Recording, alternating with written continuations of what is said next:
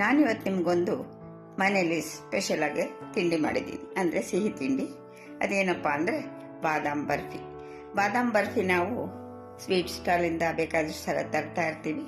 ಅದರದ್ದೇ ಅಂದ ಚಂದ ಬೇರೆ. ಆದರೆ ನಾವು ಮನೇಲಿ ಹೇಗೆ ಮಾಡ್ಕೊಳ್ಬೋದು, ಮನೇಲೇ ಬಾದಾಮಿ ಇದ್ದೇ ಇರುತ್ತೆ. ಅದು ಬಹಳ ಸುಲಭವಾಗಿ ಮಾಡ್ಕೊಳ್ಳೋ ಅಂಥದ್ದು. ಅದನ್ನು ಹೇಗೆ ಮಾಡ್ಬೋದು ಅಂತ ನಾನು ನಿಮಗೆ ಇವತ್ತು ತೋರಿಸ್ತೀನಿ. ಅದಕ್ಕೆ ನಾನು ತಗೊಂಡಿರೋದು ಬಾದಾಮಿ ಮತ್ತು ಸಕ್ಕರೆ, ಕೇಸರಿ ಹೂವು, ಸ್ವಲ್ಪ ಬೆಣ್ಣೆ ಅಥವಾ ತುಪ್ಪ, ಇಷ್ಟೇ, ಜಾಸ್ತಿ ಏನು ಬೇಡ, ಬೇಗ ಆಗತ್ತಿದು.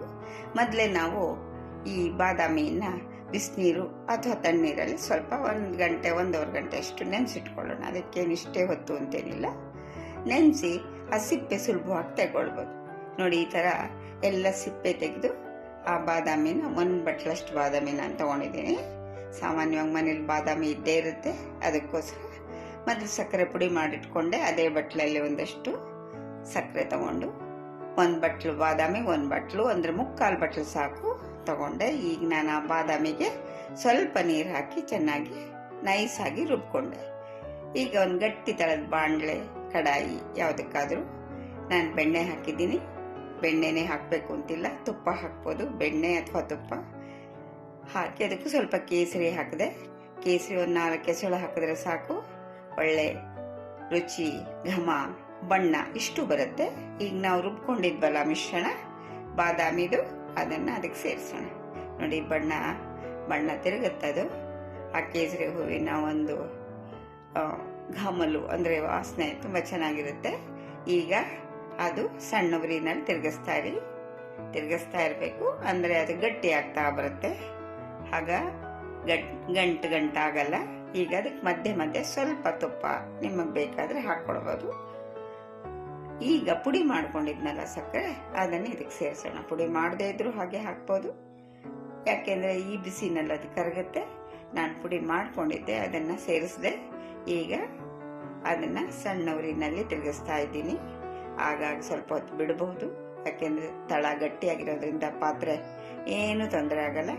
ಈಗ ನೋಡಿ, ಎಲ್ಲ ತಳ ಬಿಟ್ಕೊಂಡು ಬರ್ತಾ ಇರುತ್ತೆ, ಬೇಯ್ತದೆ. ನೋಡಿ, ಈ ಥರ ಎಷ್ಟು ಚೆನ್ನಾಗಿ ಬಣ್ಣ. ನಾನು ಯಾವ ಬಣ್ಣನೂ ಹಾಕಿಲ್ಲ, ಅದಕ್ಕೆ ಬರೀ ಕೇಸರಿ ಹೂವು ಒಂದು 4 ಎಸಳು ಹಾಕಿದ್ದೀನಿ.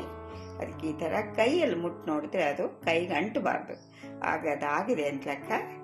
ಅದನ್ನು ತಗೊಂಡು ನಾವು ಒಂದು ತುಪ್ಪ ಸೊಳೆದ ತಟ್ಟೆ ಅಥವಾ ಮಣೆ ಯಾವುದಾದ್ರೂ ಸರಿ ಅದರ ಮೇಲೆ ಹಾಕಿ ಚೆನ್ನಾಗಿ ಉಂಡೆ ಮಾಡಿ, ಮುದ್ದೆ ಥರ ಮಾಡಿ ಅದನ್ನು ತಟ್ಕೊಳ್ಳೋಣ.